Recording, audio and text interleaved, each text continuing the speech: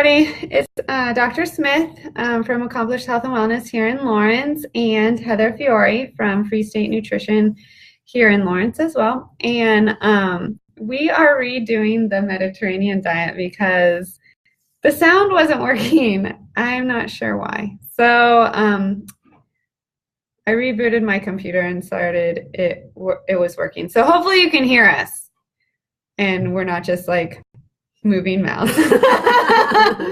So anyways, this hopefully we don't forget anything from last time, but today for tea time, we have clear tea, which is called water.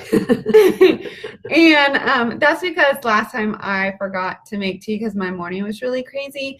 And but then we realized that the water actually went really well with our topic today, right? That's right. So, because the Mediterranean diet really pushes the water. Yes. So, yes, we're just going along with the Mediterranean diet recommendations and pushing the water, people, today. Yes. Plus, it's hot out, so. Right. Once again, it's hot out. Yeah, it's like a furnace. It's just so today we're going to talk about the Mediterranean diet, which is one of my favorites, just because I like seafood. And I also sometimes am on like the seafood diet, you know, the seafood you eat it. No, just kidding. Sorry, that was so bad. So anyways, we let's talk about the Mediterranean diet. What's up with the Mediterranean diet? So it's kind of interesting because it's really not just one, diet, because if you think about the region, there's lots of countries that border the Mediterranean. Now, they're not all affiliated with this, so-called Mediterranean diet, but there are several countries involved. It's a common theme, right? So there's just a lot of general eat lots of this or, limit this or whatever, but it's not sort of hard and fast rules, which is important because people like, rules. Yeah, we've talked about that. We don't like all these strict rules, right? No, we just want you to eat healthy food. I try to, compromise with people, and we'll talk about like portions and all that kind of thing. We talked about that last time. So, portions, let's do that before I forget. Okay. So, like the fruit, right? We were fist bumping somewhere over here. That's right. That's like, so if your fist, if the fruit is as big as your fist, that's about right. Yes. What about a banana?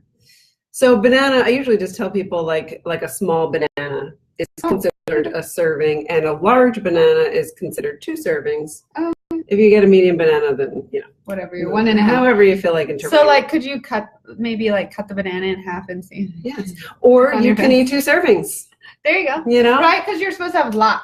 Right. Lots of servings of fruits and vegetables. Fruits and vegetables are really not concerned about limiting. Right. Because even for diabetes, like obviously you need to count your carbohydrates. You need to keep that in range. But eating too much fruit does not cause a problem. Even in like diabetes, like it does not cause diabetes. Okay? Right. Do not limit fruit because you have diabetes. Right. Or you're at risk for it. I actually hear that a lot, and we should talk about that sometime. Like add it to our diabetic diet or something. Yes. Because I hear that a lot. People are afraid to eat that fruit because of its sugar load. Sometimes their doctor tells them that. Yeah. So we should definitely talk about that. Yes. Agreed. So this one actually is 7 to 10 servings of fruits and vegetables. That's a ton. Yes. You'd be eating fruits and vegetables all day. Right. You pretty much have to. And you have to eat more than 1 serving at a time because you don't eat 10 times a day. Right. So you're going to eat a couple servings of fruits and vegetables at each meal, like throughout the day. So what is your, what are the vegetables? So the fist. Right. So that's a fruit. Right. That's a fruit. Is it like the cup? Yes. Cup of ham? And then that's cooked. That's your, right. So this is a handful. It's like a half a cup. Okay? It's a half a cup. And that's a serving of cooked vegetable. But don't put them in your hand or you'll burn it. No, don't. You're just eyeballing. That's all you're doing. That's all you're doing. But I forgot the non-cooked. Right. So the salad or raw vegetables, it's a fist again. So fist. That's your cup measure. Okay. Fist and that's a really small salad. right? Right. Like this is like the lame little salad that you get, you know, at a restaurant that's like your side Oh salad. yeah, or something, like right? that little Like pathetic little guy. yeah.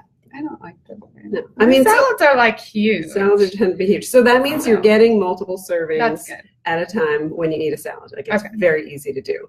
Good. So, yay. Yay, Sarah can hear us, so we're good. Awesome. Phew. Yay. So that, you know, so that's important to know. You sit down, you eat a salad, you know, you could eyeball, okay, how many fistfuls do I think I'm eating? Right. And so you have a sense of like, right. You always have Hammer a it fist out with on you. it, right? Yeah, so fist is fruits and vegetables Right. not cooked. Mhm. A hand is a half a cup of cooked. Yes. Okay.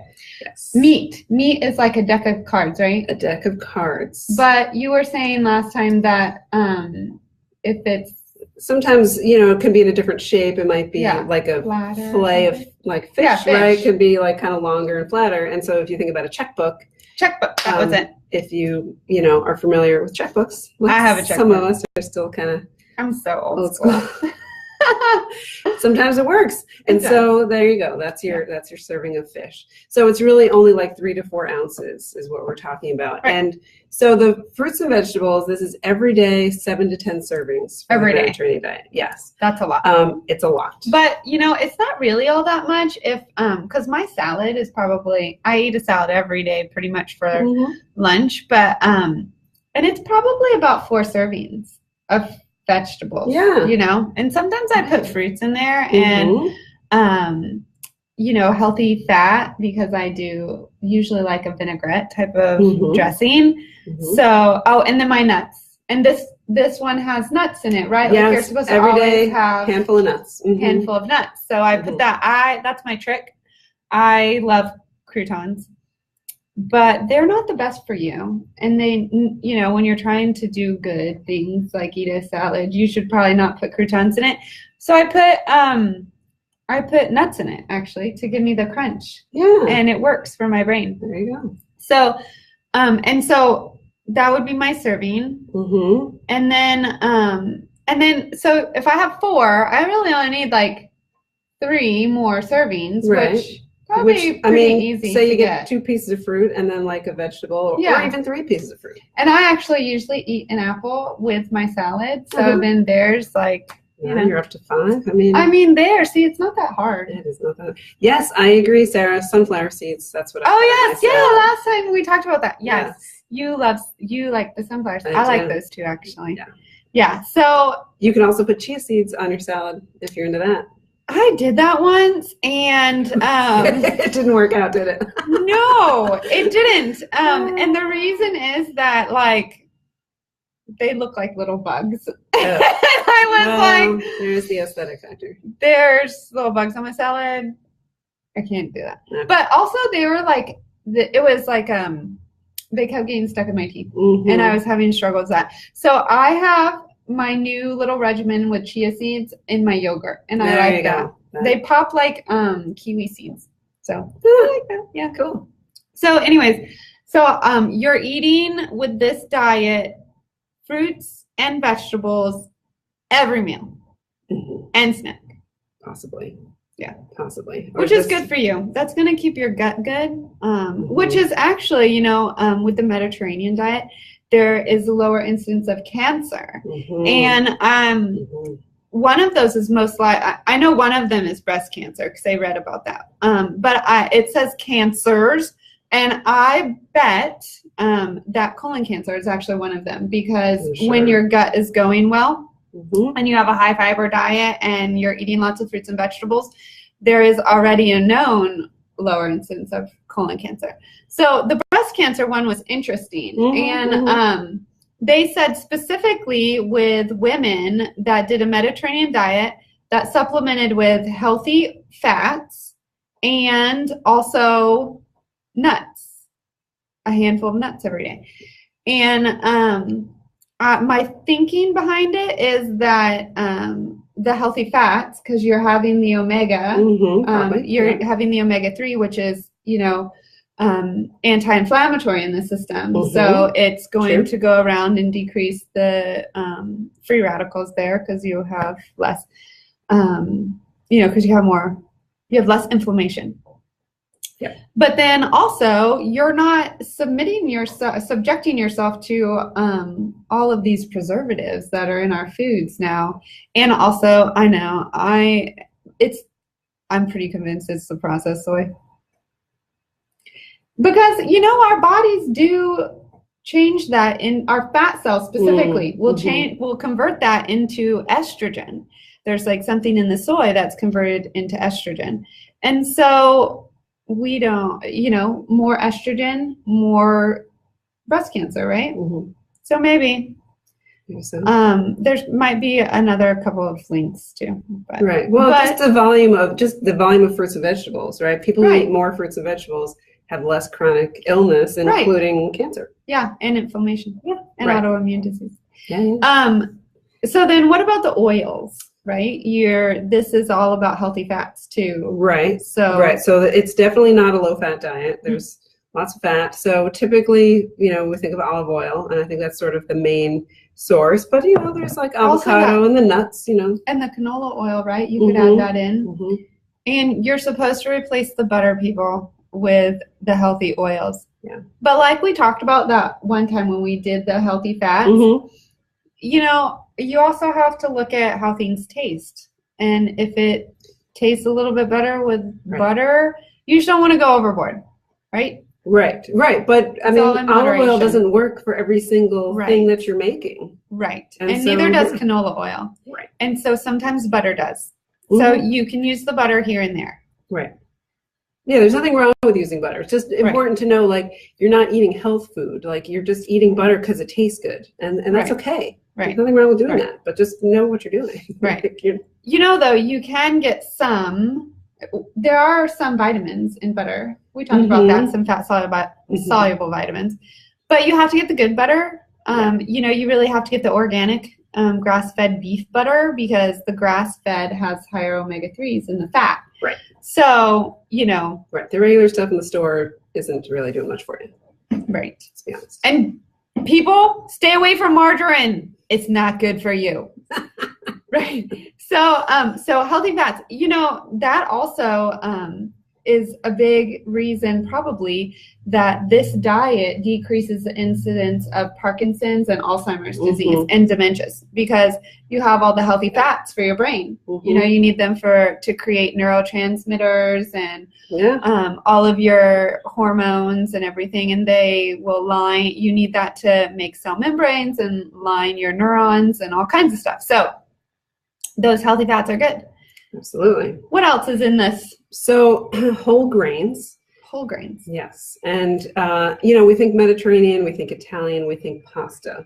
But it's actually whole grains that they tend to eat most of. Like, they're not eating refined semolina like we are. Right. It's whole grain pasta. Right. Yeah. Do we have like real whole grain pasta? We do. I like to think the dark pasta, but it has semolina in it. Right. But it's like, is it, how is it processed? Oh, right. I like whole grain pasta better anyway, because I find that when you eat you can eat like a plate of spaghetti that's white pasta, and an hour later you're like, did I eat dinner? I'm not sure. So or you can barely get full because you're just like, how much pasta do I need to eat to get full? Right. But then if you eat the whole grain pasta, it's like a smaller, definitely you get fuller on a smaller amount, but it has a whole lot more fiber in it too, it does, which is going to fill you up. Yeah. Exactly. But other so we don't want like white rice and stuff like that either. We want whole grain rice. Right. And it's, it's not necessarily that every grain needs to be whole, but it's just like you want to choose whole grains when you can. So when you can choose brown rice, do that. If you can choose whole grain pasta, do that. Brown, whole wheat. You can, for the most part. You can. I mean, some people just really don't like it that much. And, if that's the case, it's kind of a bummer. Like, if you really like pasta and you're not into the whole grain, like, it's kind of sad. Some people just don't eat pasta at all. I happen to think pasta is delicious. So, it would be a bummer to not eat pasta at all. That would be a bummer. I also like quinoa. Yes. Quinoa is a good. Excellent whole grain. But lots of those, those ancient grains, those are all whole grain. Is quinoa an Asian grain? I think so. I don't know. I mean, I always it's have sort to of in that get. department. I always have to get like the store-bought already made quinoa because I just can't make the quinoa right. I don't know. It always has like this earthy taste, and I'm not sure what I'm doing We wrong. talked about like you have to like to soak it and rinse it and then hope for the best. Yeah. And it hasn't been the best for me. That's too bad. I know, it's so sad. What do you do? But then also legumes and for sure. And lentils. Are those legumes? They are in the legume category for sure. The beanie. Just that lentils are a little different in that they're easier to work with because they don't take overnight to soak. Like you can just cook them from dry and they won't take forever. So you could like put them in something. Mm-hmm. Do you have to soak them if you make, because I've heard of those lentil burgers. Right. Lentil can kind of have like a meaty taste. Right? Yes, that's true. If you make it correctly. If you're into that sort of thing. If you want meaty taste, then sure, that could be. So yeah, you would soak them, but again, it's not this overnight or like 12-hour process to soak lentils. Right. If whatever you're cooking them in, you need to add lots of water because they're gonna take on some water and from dry. But it's it's not a big long process. Like soak them and then make your lentil burgers or we make burgers with any kind of beans. Like really? Yeah. Like white beans? Like I've seen black beans. Black beans, kidney what else beans, do you put in there? Kind. Do you ever make like mixed mushrooms in there? Sometimes like portobello mushrooms. They do add a lot of flavor. Yeah. So that might be kind of a cool mixture. Mm-hmm. Yeah. So and what we usually do. And I say we, but to be honest, my husband's the cook in the family.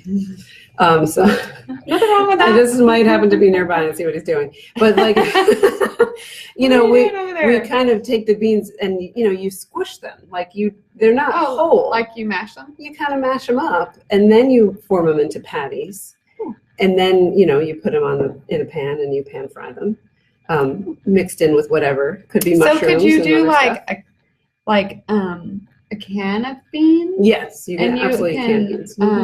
You just mush them? Yeah, like put them in a bowl and like drain. You're gonna you definitely rinse canned beans first. Yeah. So put them in a colander, rinse them out, drain them, and then put them in a bowl and mix them with whatever you want your burgers to taste like. Maybe it's onions and maybe it's garlic, maybe it's tomatoes, maybe it's like spinach. Sometimes we'll have like sauteed spinach. Man, that like garlic onion bean burger is not going to get you kissed later. As long as you're both eating it, it's well, fine. That's true. It's totally fine. Everyone needs to have some, and then you're okay. Right. Yes. So then you put it in the bowl and you mix it, and then you kind of mash it. Like maybe we use a potato masher. That if you aren't sure, like if you want to get kissed, then let me have the bean onion garlic burger. That sounds perfect tonight. Sorry. Okay, we're digressing. Okay, but that does sound good. Yes. And you put it in a whole wheat bun, and then you've got your grains. Yeah. And then don't do the French fries, but maybe a salad. Right. Probably. Yeah. Probably. Or some baked fries. Yeah. You could bake them. Yeah.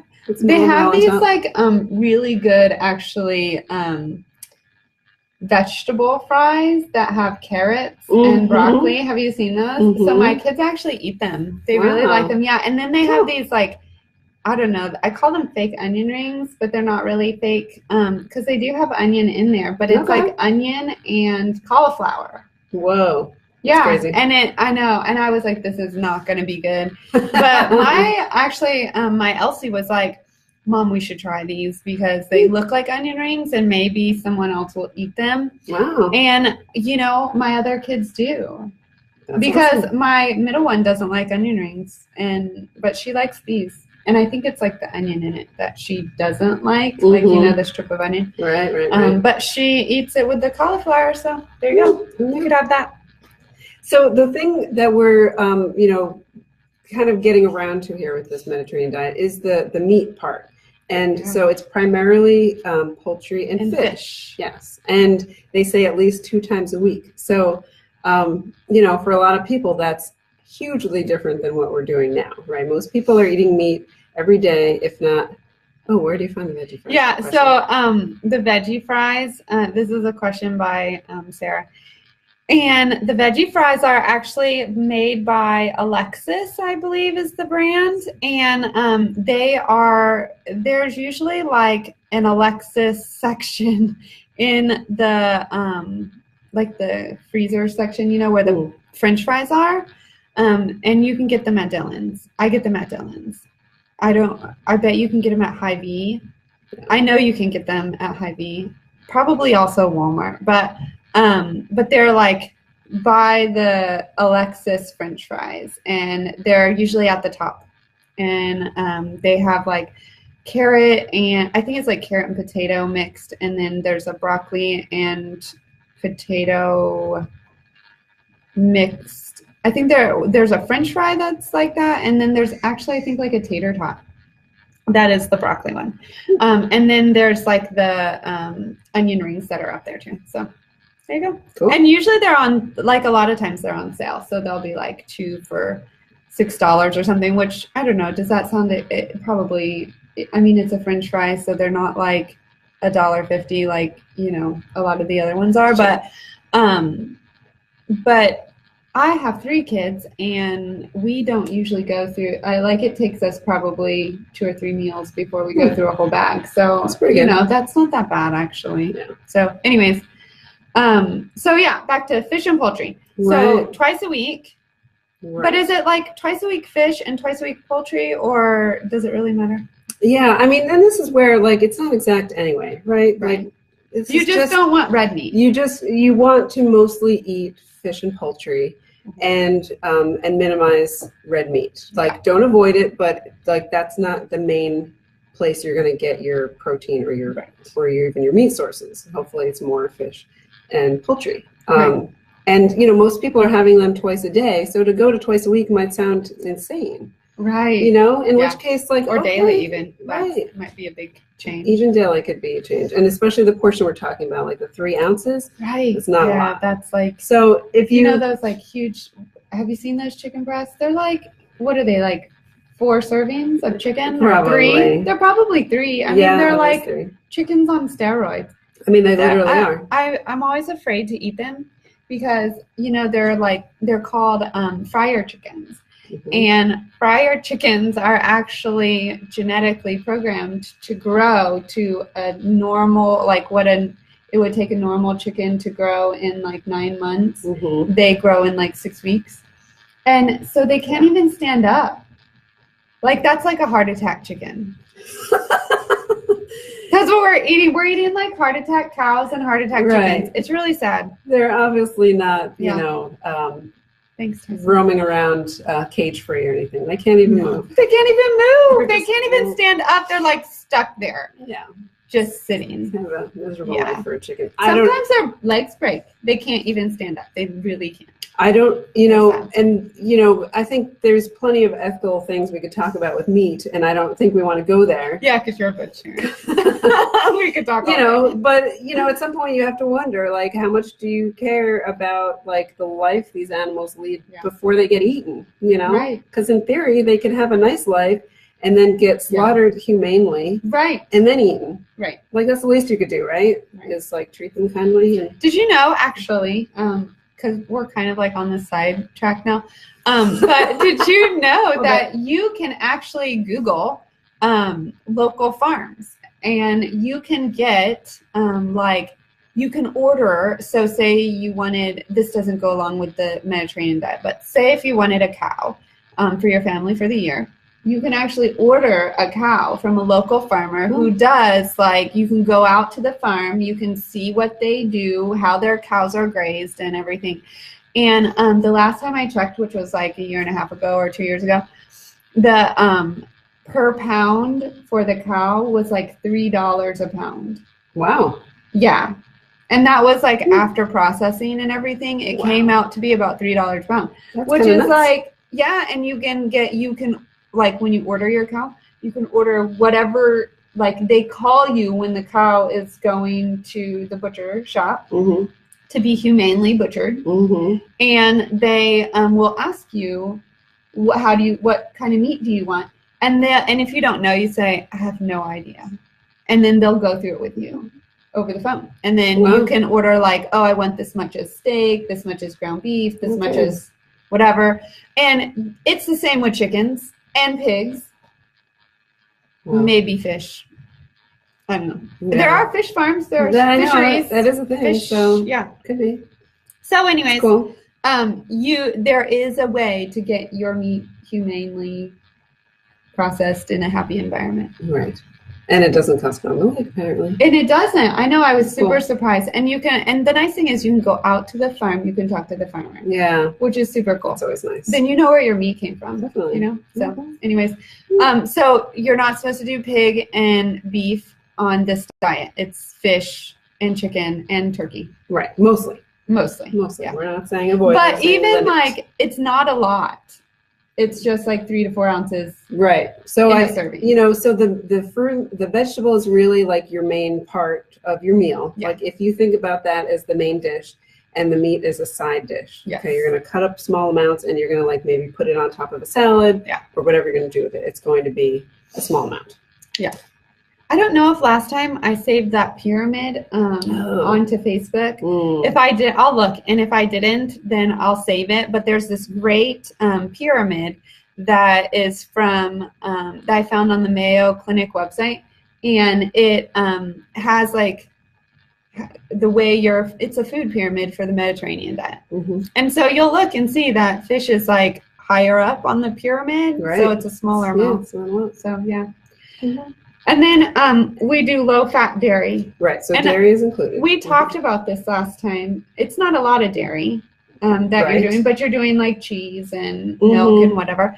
And we talked about this last time, that we were talking about the low-fatness and how a lot of the low-fatness has all this other stuff in it. It's not like it's low in fat and high in chemical. And so maybe it's better to do the full fat. Maybe so. It depends what they're talking about. I don't think they mean low-fat cheese. I mean, I don't think Mediterranean people in care about Spain or Italy or France, I mean, they're not eating low-fat cheese. Come on now. Yeah. They're eating regular cheese. They're just eating a small amount. Yeah.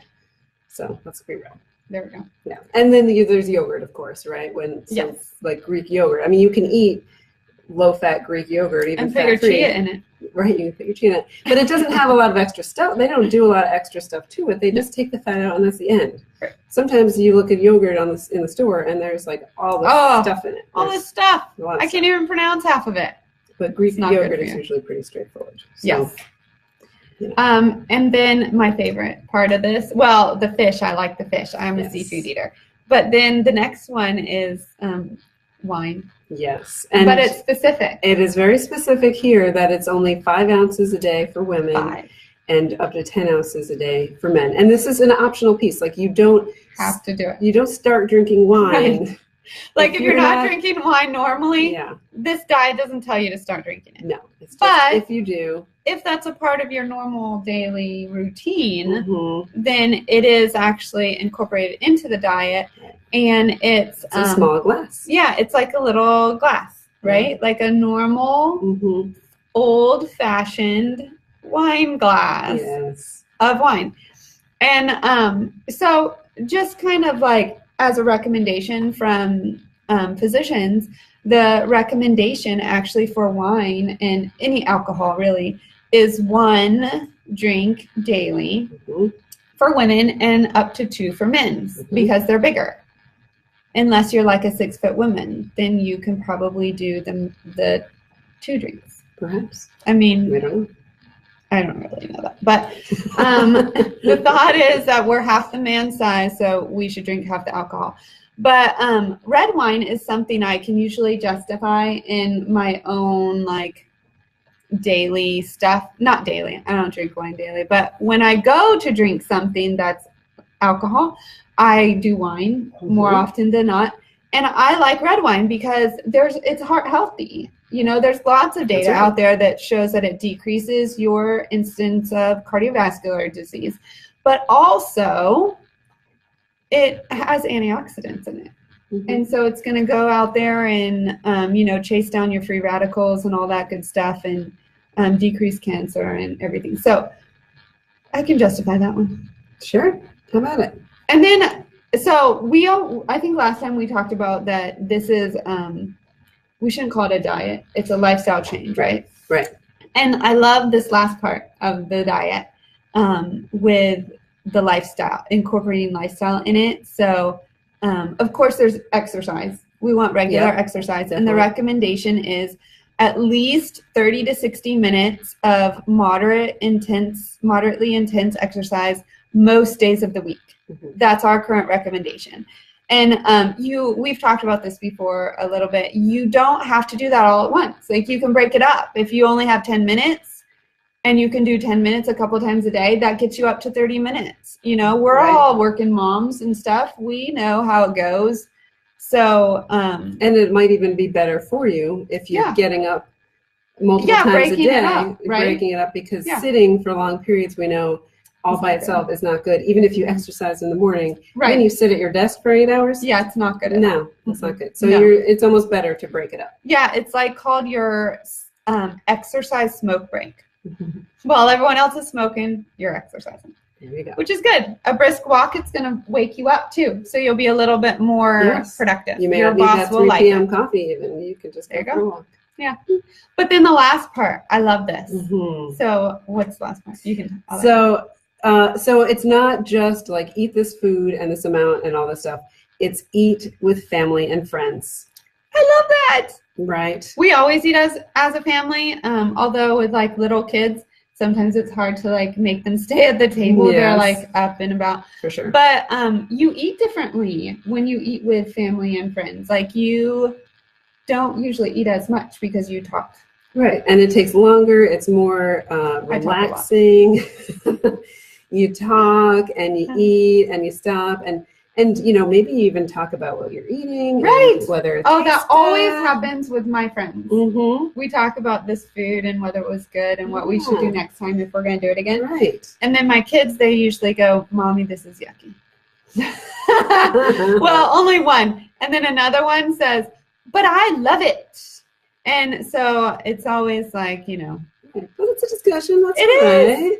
And I make them try it. That they're tasting it, and they are, and they're maybe enjoying it, maybe not enjoying it, but at least tasting it. If you're sitting there by yourself in front of the TV, for example, how much are you paying attention to what you're eating? You mindlessly eat. And studies show you eat more. You eat more, and you enjoy it less. Yes, it is less satisfying because you're paying attention to that. We eat with our eyes. If you don't watch yourself eat the food, if you don't watch the plate of food disappear, it doesn't register. Right. And so you still feel hungry. So you eat more. Isn't that weird? That is crazy. We are just really not smart beings sometimes. I know. And like they're just you just mindlessly eat. You're not paying attention to your family, and that's like a time that it's good time. Right. Quality time. I mean, how many other times in your day do you get a chance to talk to your family? And that's when you find out what's going on in your kid's life, right? Mm-hmm. And your spouse. Yeah. Or significant other, or whatever, however you want to label them. Right. Yeah. So you need to put the table trays away. Those are only for like, pizza night and you're watching a movie. Yeah. Then you can do that. But the rest of the time, it should be at the dinner table. Yes. You will eat less. You will enjoy it more. Mm-hmm. And the Mediterranean lifestyle change likes that. And so do we. Yes. It just makes sense. Like you can